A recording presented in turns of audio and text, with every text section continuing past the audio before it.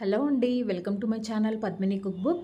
సంక్రాంతి పండుగ వస్తుంది కదండి. ఇంట్లోనే జంతికలు చేయటం రాని వాళ్ళు కూడా చాలా ఈజీగా ఫస్ట్ టైం చేసేవాళ్ళు కూడా చాలా సింపుల్గా చేసేయచ్చండి. ఈ జంతికల్లో శనగపిండి వేయకుండానే తయారు చేస్తాము.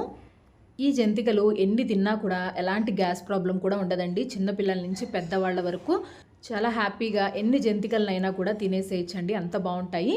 దీనికోసం అయితే కుక్కర్ తీసుకుని అందులోకి ఒక చిన్న కప్పు దాకా మినపగుళ్ళను వేసుకోవాలి.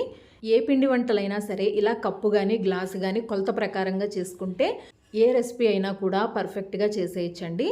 ఇక్కడైతే మినపగుళ్ళను తీసుకున్నాను కదా, ఇలా కుక్కర్లోకి దీనిని ఒక 4-5 సార్లు బాగా శుభ్రంగా కడుక్కోవాలండి. ఇక్కడ శుభ్రంగా ఇలా మినపగుళ్ళను కడుక్కున్న తర్వాత ఏ కప్పుతో మినపగుళ్ళు తీసుకుంటున్నామో అదే కప్పుతో 3 కప్పుల దాకా వాటర్ని తీసుకోవాలి. అంటే ఈ మినపగుళ్ళు ఉడకడానికి సరిపడా వాటర్ని వేసుకోవాలండి. ఇప్పుడు కుక్కర్ మూత పెట్టేసి ఒక 3 విజిల్స్ వచ్చే వరకు మీడియం ఫ్లేమ్లో పెట్టి ఉడికించుకోవాలి. 3 విజిల్స్ తర్వాత మనకి పప్పు అనేది చక్క మెత్తగా ఉడికిపోతుందండి. డైరెక్ట్గా వాష్ చేసుకుని ఉడకబెట్టేసుకోవచ్చు, నానబెట్టాల్సిన పని లేదు. ఇలా చూసారు కదా, పప్పు మొత్తం కూడా ఉడికిపోయింది. ఇంకా మనకి అడుగున వాటర్ కూడా ఉన్నాయి కదా, ఈ వాటర్తో కలిపి బాగా చల్లారిన తర్వాత గ్రైండ్ చేసుకోవచ్చండి.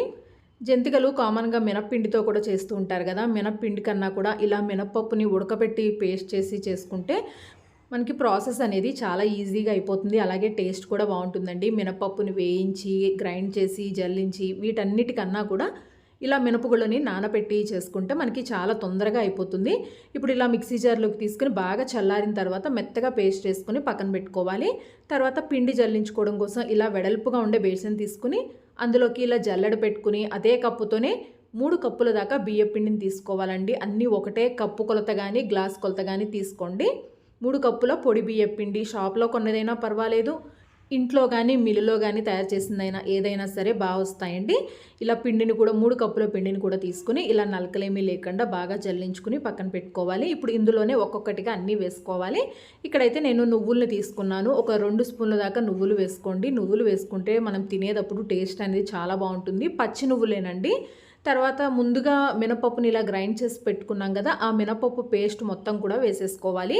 కరెక్ట్ కొలత అండి. 1 కప్పు మినపగుళ్ళకి 3 కప్పుల బియ్యపిండి అనేది. తర్వాత ఇందులోనే రుచికి సరిపడా ఉప్పును వేసుకోవాలి. ఉప్పు మరీ ముందే ఎక్కువగా వేసేయద్దండి, జంతికలకి ఉప్పు ఎక్కువగా పట్టదు. తర్వాత ఇందులోనే కొద్దిగా కారం వేసుకోవాలి. మీరు ఈ కారం ప్లేస్లో పచ్చికారం అంటే పచ్చిమిర్చితో చేసిన కారం కూడా వేసుకోవచ్చు, ఏదైనా కూడా బాగుంటుంది. తర్వాత ఇక్కడ నేను ఒక 1/2 టీ స్పూన్ దాకా వాము పొడి వేసుకున్నానండి. మీ దగ్గర వాము డైరెక్ట్గా ఉంటే వేసుకోవచ్చు. నా దగ్గర పొడి ఉంది కాబట్టి నేను వాము పొడి వేసుకున్నాను. ఇప్పుడు ఈ పేస్ట్ అంతా కూడా పిండి మొత్తానికి బాగా పట్టించుకోవాలి. ఇలా గట్టిగా ప్రెస్ చేస్తూ కలుపుకుంటే పిండి మొత్తానికి కూడా బాగా పట్టుకుంటుంది. మినపగుళ్ళని ఉడికించిన తర్వాత కొద్దిగా వాటర్ ఉన్నాయి కదండి, నేను ఆ వాటర్తోనే కలిపి బాగా మెత్తగా పేస్ట్ లాగా గ్రైండ్ చేసుకున్నాను. అలా వాటర్తో కలిపి గ్రైండ్ చేసుకోవటం వల్ల మనకి తర్వాత ఎక్స్ట్రాగా వాటర్ ఏమీ యాడ్ చేయాల్సిన పని ఉండదు పిండి కలిపేటప్పుడు. తర్వాత ఇందులోనే ఒక 2 టీ స్పూన్ల దాకా వెన్నని ఇలా బాగా వేడి చేసి తీసుకున్నాను. వెన్న అయినా పర్వాలేదు, నూనె అయినా పర్వాలేదండి, వాటి వల్ల జంతికలు అనేవి గుల్లగా బాగా వస్తాయి. అలా వేడిగా కాచిన వెన్నను కూడా వేసి పిండి మొత్తానికి కూడా ఆ మినప పేస్ట్ని బాగా పట్టుకునేలాగా గట్టిగా ప్రెస్ చేస్తూ కలుపుకోవాలి. చూసారు కదా, ఇక్కడ ఎక్కడ వాటర్ అనేది యాడ్ చేయలేదండి. ముందుగానే అలా ఉడికించిన నీళ్ళతోనే కలిపి మనం ముందుగా గ్రైండ్ చేసుకుంటే తర్వాత ఇలా వాటర్ ఏమి వేయకుండానే కలుపుకోవచ్చు. లేదు మీకు బాగా గట్టిగా ఉంది అనిపిస్తే అప్పుడు నార్మల్ వాటరే వేసుకోవచ్చు అండి. వేడి వాటర్ ఏం అవసరం లేదు, నార్మల్ చల్లగా ఉన్న వాటరే వేసుకోవచ్చు. చూసారు కదా, పిండి అనేది ఇలా స్మూత్గా కలుపుకోవాలి. కలుపుకున్న తర్వాత పిండి ఆరిపోకుండా ఇలా పైన కొద్దిగా కర్చీఫ్ని తడిపి వాటర్ మొత్తం గట్టిగా పిండేసి ఇలా కప్పుకుంటే పిండి అనేది మనకు ఆరకుండా ఉంటుంది. తర్వాత జంతికల గొట్టాన్ని తీసుకోవాలి. ఇక్కడ నేను ఇలా కొద్దిగా పెద్ద హోల్స్ ఉన్నదే తీసుకున్నానండి. మీ దగ్గర ఏది అవైలబుల్గా ఉంటే దాంతో వేసుకోండి.